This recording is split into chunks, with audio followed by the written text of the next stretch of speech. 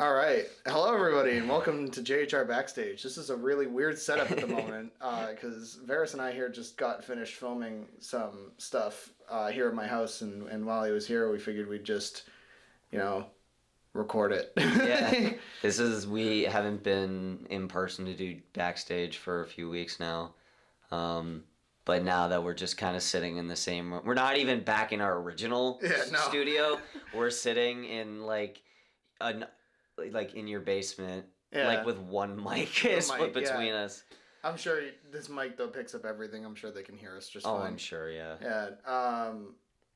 So, as probably three of you have noticed, JHR is still on hiatus at the moment. The start of college has been a lot worse than I think we both expected. Yeah, a little bit. And carving out time with classes and our work schedules and stuff to come into the studio for a couple hours is difficult. Is very difficult. But at the moment, at the time of this recording, it's October 3rd. You guys will probably be listening to this on, I believe it's the 8th. Yes, they will be listening to this on the 8th. We'll be making our gracious return more than likely on the 18th will be when the next episode tapes. Yeah. And I'll be back in the director's chair. Yeah, and thankfully our man will be back in the director's chair here. Woo! But yeah, that's a short update. Other update that I wanted to post is that the JHR Jam Session Live, the concert experience that I planned, is still in development. Mm-hmm. I know it's far later than I said at the beginning of the season, but it's just, again, because far more has been happening than I thought it would. And the start, going back to college in person has been harder than expected. Did we talk about the JHR Live experience yet? I announced it on the first episode the first episode back, so it'd be the second episode of this season. I talked about it and said that it would maybe be sometime in late September, and here we are in early October. So, it is still in development. It is still happening. It's just devoting the time and the resources to it has been a little harder than I expected to, because organizing a live concert experience is a little bit more difficult than I was expecting it to be. Yeah. Yeah. Well, not that I was maybe expecting it to be, but just like still it's hard. It's hard. Yeah. It's hard. It's not easy. But yeah, that's a short little update on that. The show will be back in action in a couple weeks. It would have filmed next week, but I'll be out of state. I believe Backstage should still be able to record, more than likely, because I'll be back by Monday night. Yeah. I guess by the time you guys are hearing this, a single for me just got released on the 5th. Yeah, so we talked about that last podcast, I think. Yeah, so you guys will be able to go to Spotify or wherever you listen to music. Could be iTunes, could be wherever. And, search up the Sketched Out Orchestra, and the Mad Dash to Safety single is now out. And if you are listening to this day of, then tomorrow, October 9th, I will have another single coming out called Dinner for One. Love that you had to think about that. Yeah, I forgot what it was called. But because I remember the concept and the joke that led up to the creation of it, but I forgot what I eventually ended up naming it. But yeah, Dinner for One will be coming out October 9th. So you get a new single you get to listen to, and then you have a brand new one listening to that you only have to wait a day for. There you go. There you go. Nice. My 4th DJ Witchcraft album is done. That's my little update on my own music. Yeah. Just awaiting some final touches and stuff, and then it'll probably be out sometime in early November, or early to mid-November, because I forgot you have to wait DistroKid's like month to post it. So probably I might leak it myself. On SoundCloud or whatever. I do that a lot with my music, as I'm like, oh, it got leaked, quote unquote. Yeah. But yeah, that's some short little updates, because honestly, I didn't really think of too much of a topic for today. Let's talk about... Do you have a topic? Because I have a topic. You can say it. Let's talk about Instruments. Okay. Instruments. I like that. Ones we know how to play, ones we wish we knew how to play. So let's start with what we already know how to play. Okay. You go first. So the only one that I can actually play is the alto sax. And I guess by association, the baritone and the tenor sax as well. But those I can play less as well because they actually do require different like ways of doing things. The only other one that, like, depending on your definition of being able to play it, I mean, I can do is the piano. So like, right. I've learned through YouTube tutorials how to play like the basics of a lot of different songs, but like I can't just like play something on the piano. Sure. What about you? So instruments that I currently know how to play, is I know how to play the drums. And I know how to... It's kind of funny because I don't know how to play the piano, but if you sit me in front of a piano... You'll make something that sounds like... Sounds audible, yeah. Audible, yeah. That sounds like that I made it up and that I know how to play. And... I'm trying to learn how to play the kazoo. Not the kazoo. Yeah, I'm trying to learn how to play the kazoo. Very difficult instrument. Knowing you, though, that would be something you would try. That's true. I do have a kazoo. I have a brass kazoo. Yeah. And it's really fun. But no, I'm trying to learn the ukulele. Okay. I forgot about that. Yeah, me too. But it's my fingers are not built for strings. Which is like, you know, because I want to learn how to play ukulele and the piano because I feel like the piano I could feasibly play pretty well.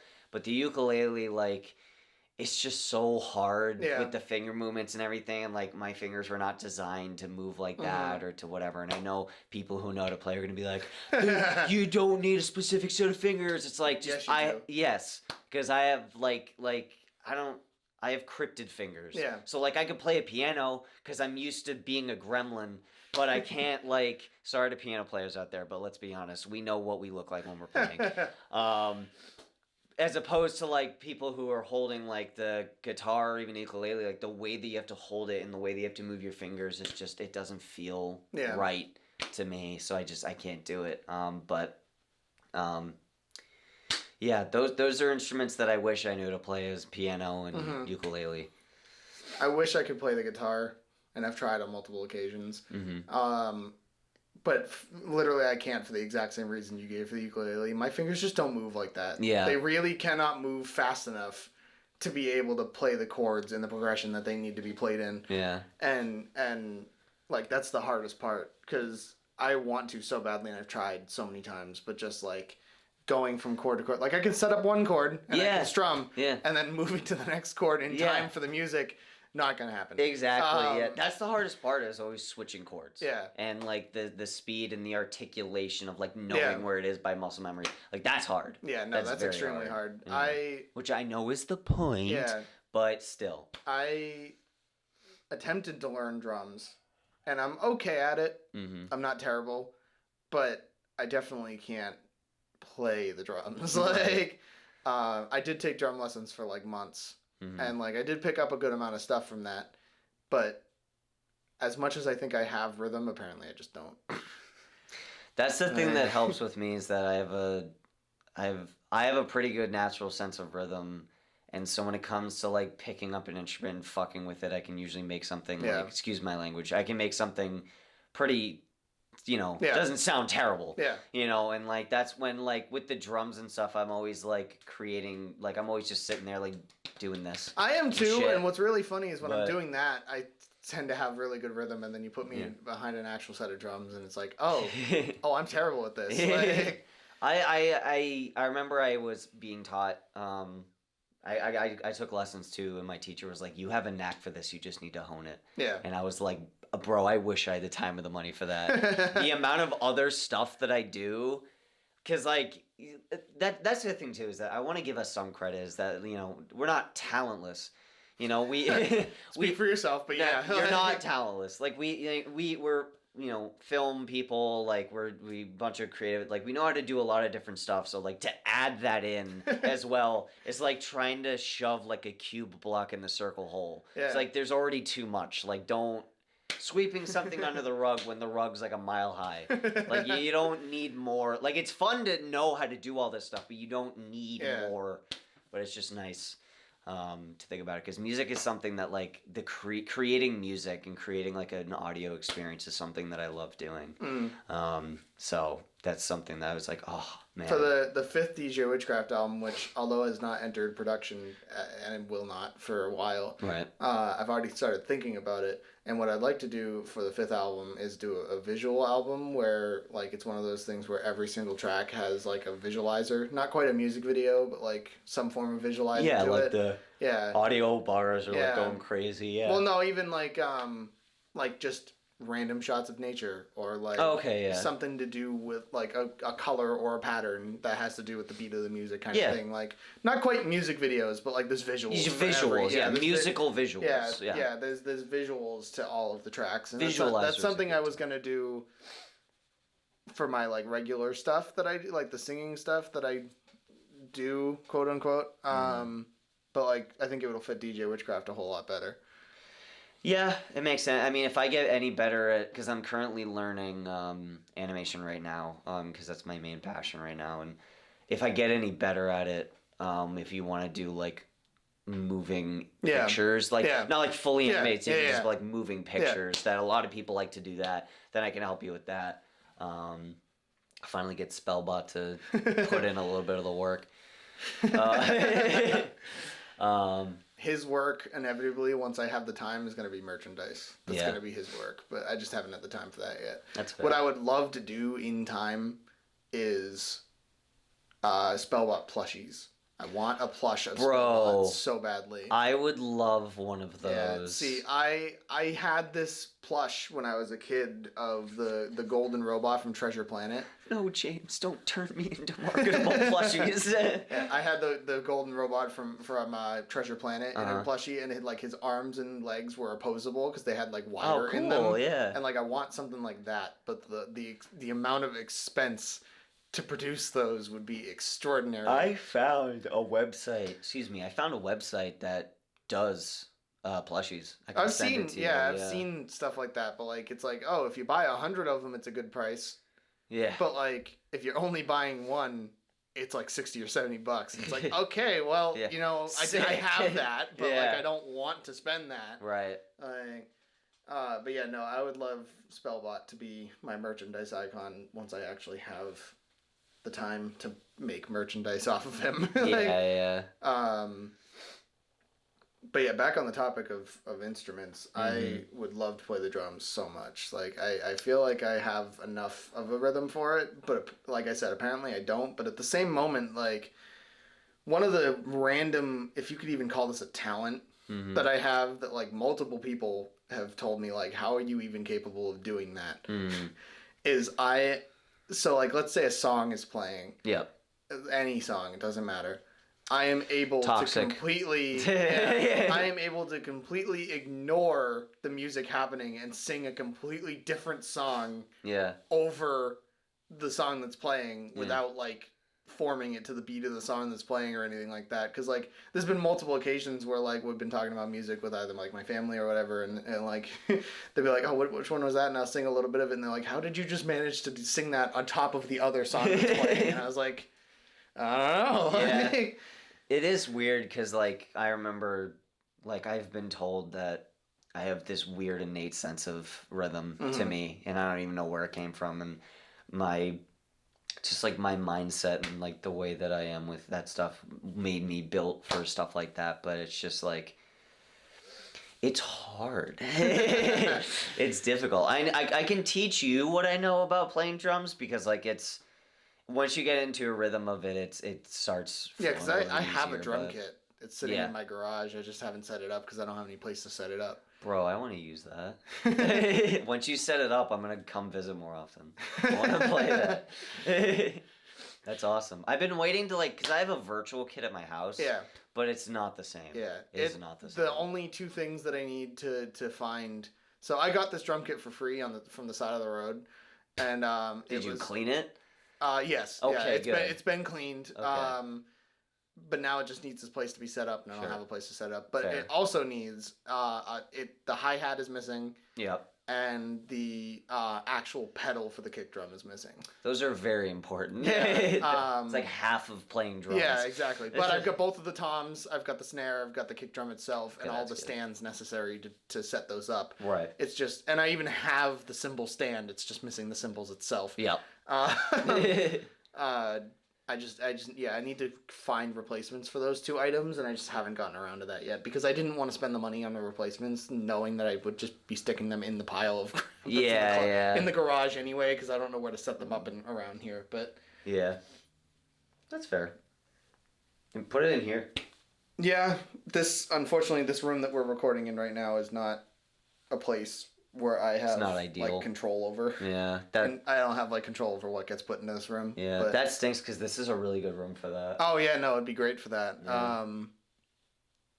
But yeah, that's beside the point. Yeah.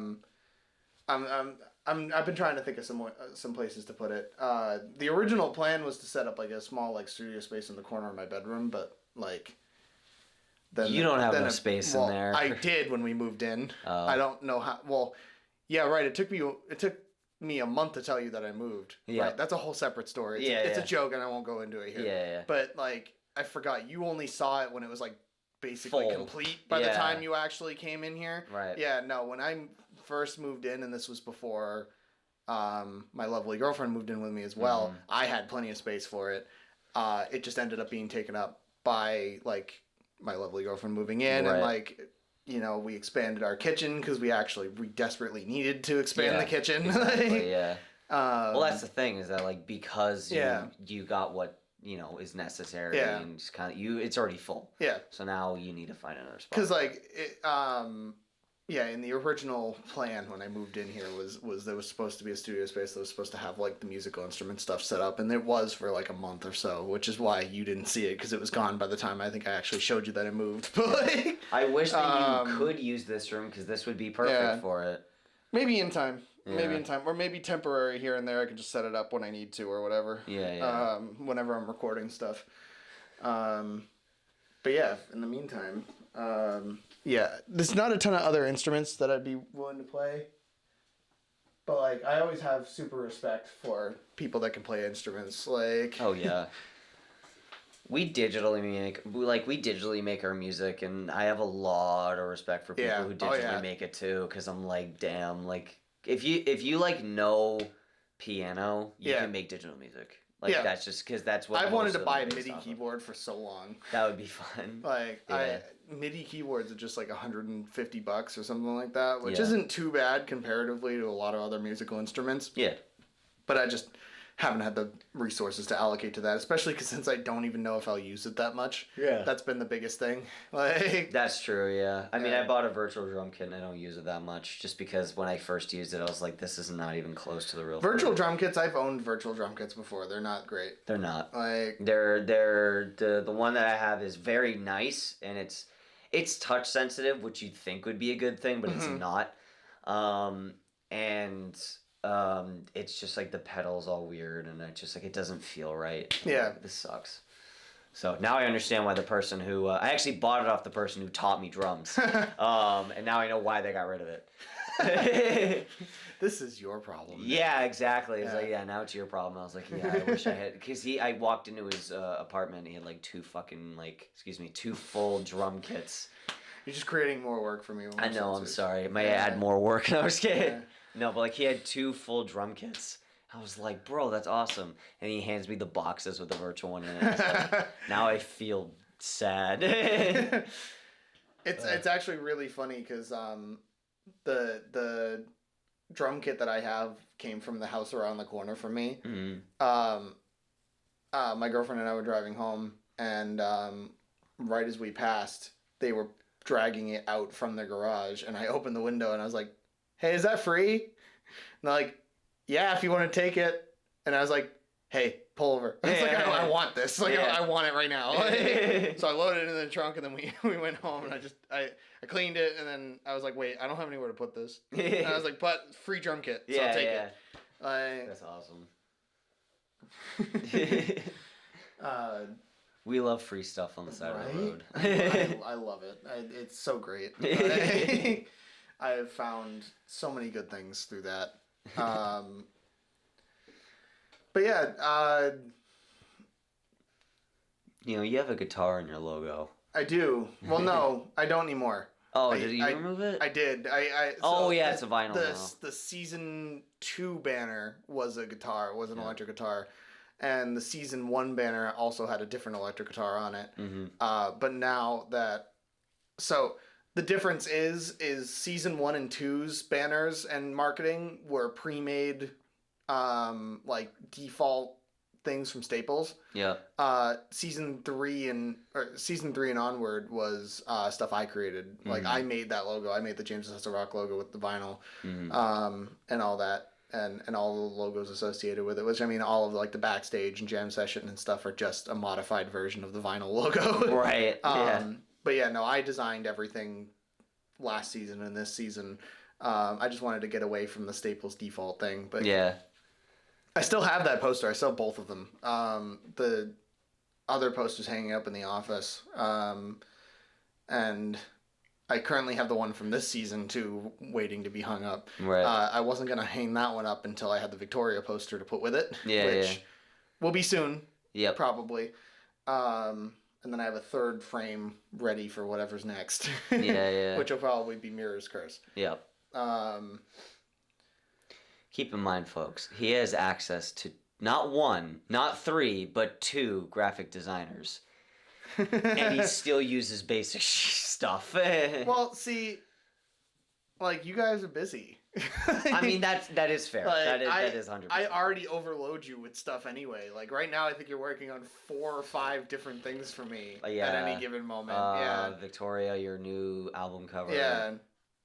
The Victoria poster, your new album cover, and then you were working on stuff for the Victoria premiere already. Yeah, I'm working on trailers for that too. Yeah, trailers and logos and stuff. Logos, yeah. So like that's fair. I already overload you with enough stuff. Any of the stuff that I can handle, that's fair. Yeah, I will. And like I honestly don't think James Sessa Rock even needs anything vibrant. I think the vinyl does just enough. Like, sure. And it keeps the cohesive branding. Yeah. If I use the same like vinyl base for all of the different facets of James Sessa Rock. Right.